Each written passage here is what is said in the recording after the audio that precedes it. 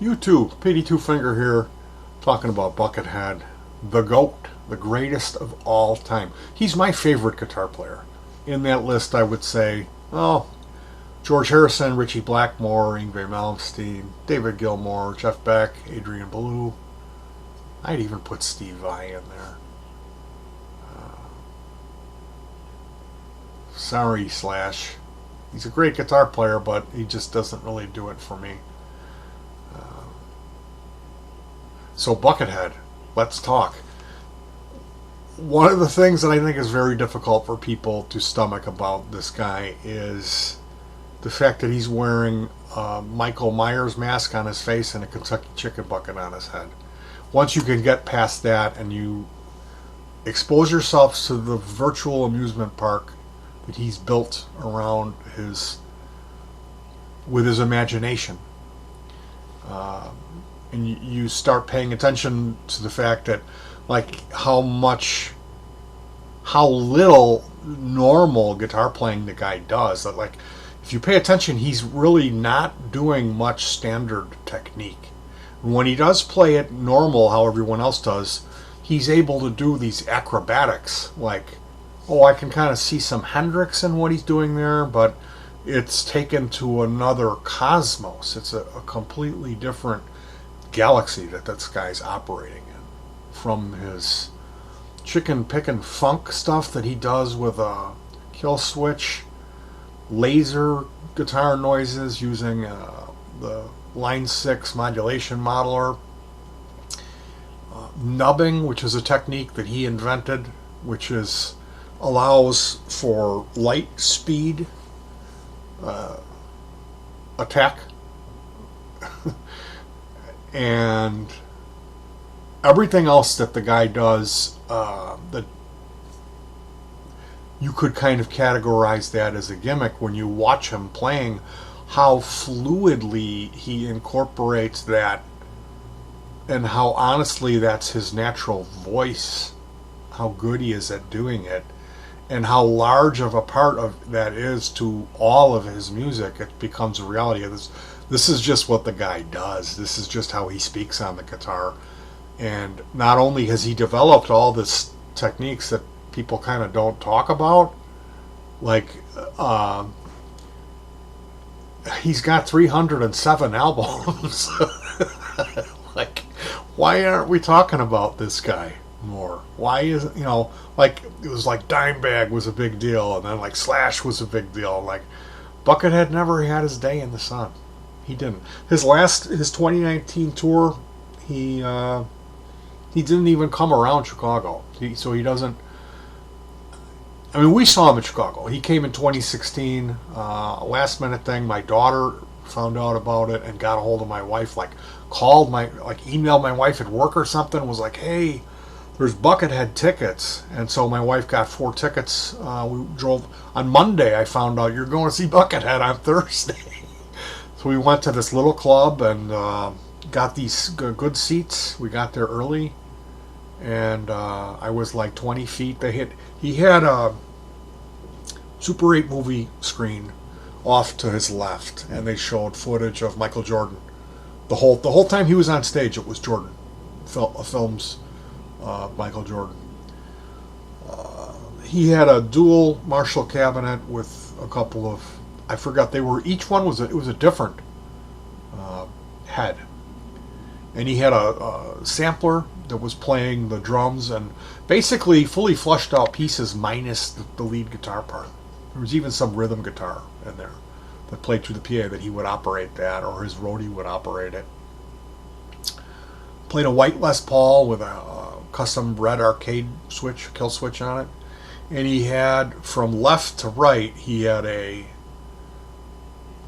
Digitech Whammy, a Line 6 modulation modeler, which he uses to great effect to get these lasers, and also this funky auto wah thing that he uses a lot, including with the kill switch, which is just amazing what he can do with that. And then he had, chorus pedal, some kind of delay, and a crybaby wah at the end. And then that went up to a rack mount Alesis MIDI verb which probably split it off to run the two heads. Now he went to he did do a bass solo. He did this funk bass thing that lasted about 5-7 minutes, and then when he went to switch back to the guitar to do an encore, there was an issue, and he walked off stage. Now Buckethead has disc issue in his back, and he has a heart murmur thing where the doctors told him he could die at any moment without any warning, just drop of a hat, he would just keel over and that would be it.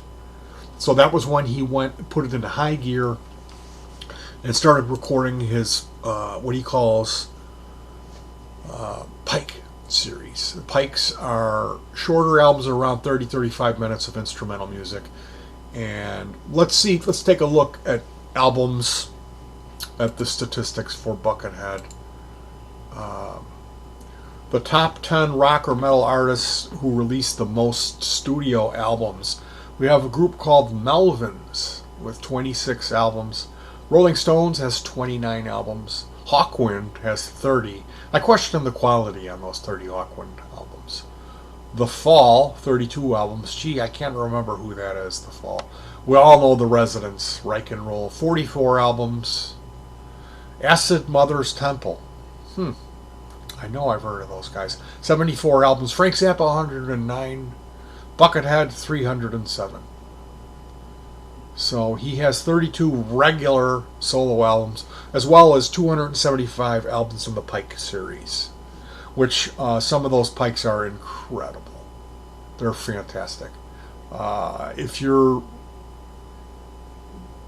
a Buckethead noob, Buckethead Land, Giant Robot, Monsters and Robots, Day of the Robot. Let's see, what else would I recommend? Cuckoo Clocks from Hell is kind of his more aggressive or heaviest album. And then, of course, you have the 300 and some, or wait, what is it? Okay, in total, the Pikes. In total, he's been involved in 476 different album projects, either solo or with bands. So, is Buckethead the GOAT? Is he the greatest of all time? He's my favorite guitar player. I mean, it's tough to say that because guitar playing is like speaking. When you're a good guitar player, you really work on that, developing your voice.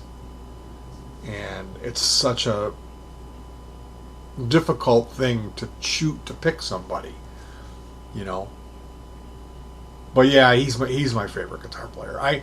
When I watch Buckethead play, I'm moved emotionally and I laugh out loud. And oftentimes I'm brought to tears because it's so amazing and humbling to see this guy, his command of the instrument, how fluid he is with it, how he integrates all these different playing styles and gimmicky voices that he uses, that they aren't gimmicky. That's just how he plays. He does nubbing. He does the funk technique where he uses the kill switch and tapping on the strings. It's just, if you're not ready for it, it can take you off guard. And again, you kind of have to get over the fact that he's wearing a Kentucky Chicken bucket on his head. So I've got a treat show here. It's 4K. A guy by the name of Chris. In September of 2000. Let me see. I gotta find this here. In September of 2015. Chris Caffiero YouTube channel. Buckethead 09/24/16. So this is the same tour that I saw him on. The Ardmore Music Hall 4K full set. This was uploaded September 26th in 2016. Let's see where that is. Ardmore Music Hall, Philly. So you'll see pretty much the same thing that I saw. I mean, I'm sure the set list is a little different. 13K thumbs up, and then 424 thumbs down. So of course, once you get to a certain level and your videos, your channel is out there, you may pick up a group of trolls or people that are gonna consistently just thumb down. For me, for the longest time, I never had any thumbs down. Certain things I would do if I got cocky or used too weird insider humor, I would get thumbs down. But I knew what to do to avoid that. And then recently, a few years ago, like 3 or 4 years ago, I picked up some trolls, and they haven't left. And so I get that constant thumb down. And what helps me to see how ridiculous that is like, well, they're not even watching. And for two, something like Buckethead, like this show I'm going to recommend you, I'm saying this guy's the greatest guitar player of all time. There's 424 people that went out of their way to thumb that down. Or like The Who, they released studio footage from recording of their number one hit, Who Are You? And immediately there was 30 thumbs down on that. If I went back today, it would probably be a couple hundred. And it's just a fact of life that people, they don't consider that there's people on the other end of that. Like, in the case of The Who, 2 of those guys are dead. Like, how dare you thumb that down? Like, you have no business doing that. It's one of the great classic rock songs. The Who is one of the best classic rock bands ever. And these people that are thumbing it down, like, have you ever recorded even a single song? Or are you just some bedroom guitarist who, like, I'm awesome. Get there, get there, get there. You know, like, get out of here with your thumbs down. Seriously, what kind of a lame chicken shit turkey ass move is that? All right, you guys, check out Buckethead at the Ardmore. Give it a shot. If it turns you off at first, just skip by about 3-minute increments till you find something, and you'll eventually settle into it. And hopefully you won't miss some of the stuff I saw today, because there's some incredible moments on there of this fluid playing that this guy is able to do that is just, he's the greatest of all time. He is. He's the best guitar player that's ever walked the face of the earth, bar none. And it's so obvious watching this footage. So you definitely don't want to miss this one. Check it out, and peace.